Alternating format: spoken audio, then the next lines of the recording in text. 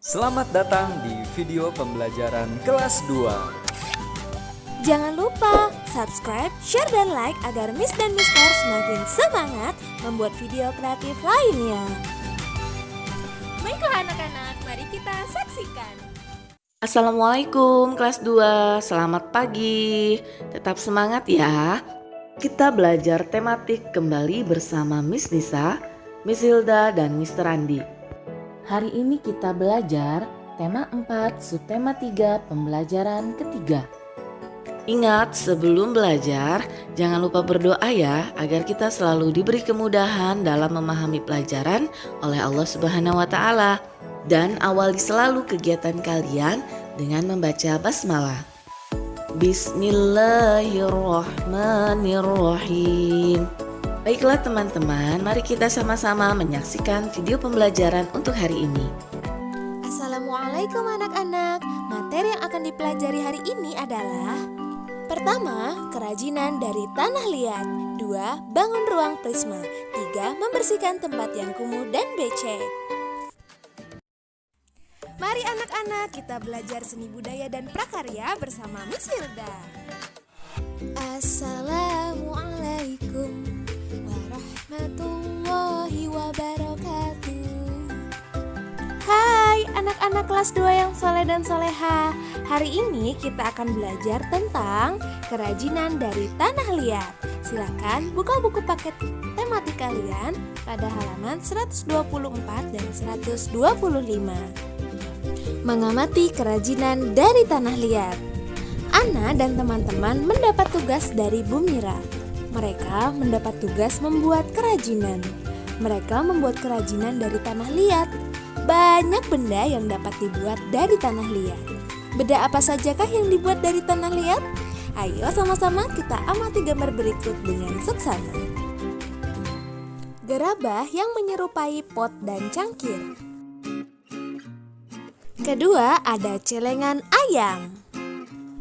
Ketiga, ada pot tanaman. Keempat, ada guci.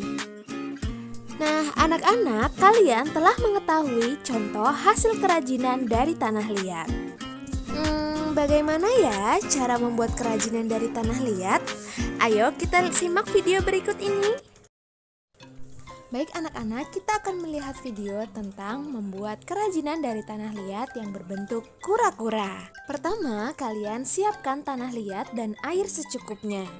Lalu, campurkan tanah liat dan air sehingga menjadi adonan yang siap dibentuk.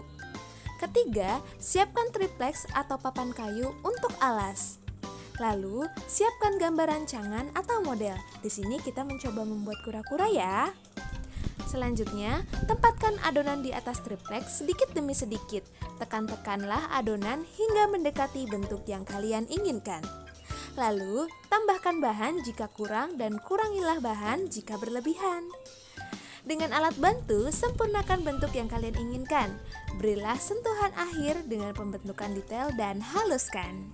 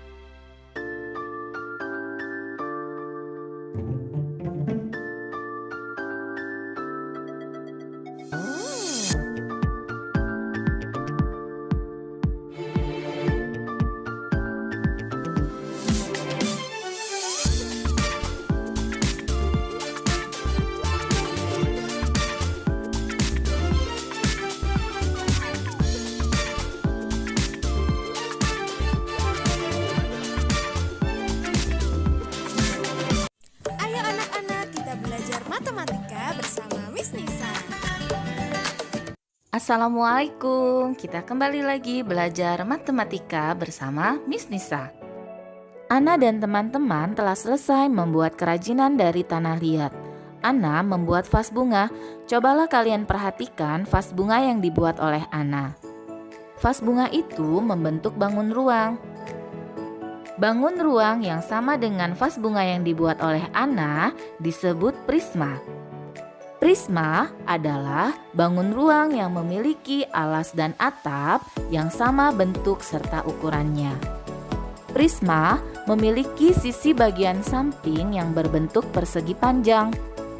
Nama prisma bergantung pada segi yang menjadi sisi alas dan sisi atapnya. Prisma segitiga, alas dan atapnya berbentuk bidang segitiga. Prisma segi empat, alas dan atapnya berbentuk bidang segi empat.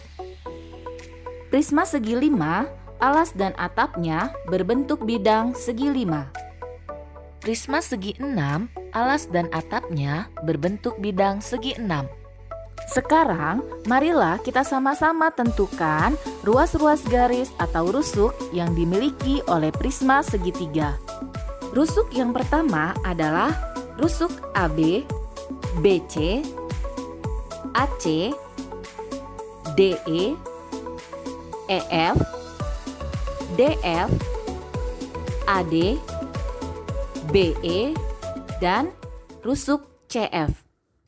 Kalian sudah tahu kan mana saja ruas-ruas garis atau rusuk pada prisma segitiga? Sekarang, coba kalian hitung ada berapa jumlah ruas-ruas garis atau rusuk yang dimiliki oleh prisma segitiga. Jawab di kolom komentar ya. Ayo anak-anak, kita belajar bahasa Indonesia bersama Mr. Andi. Assalamualaikum warahmatullahi wabarakatuh. Halo anak-anak kelas 2 yang soleh dan soleha. Alhamdulillah kita kembali lagi di pembelajaran tematik.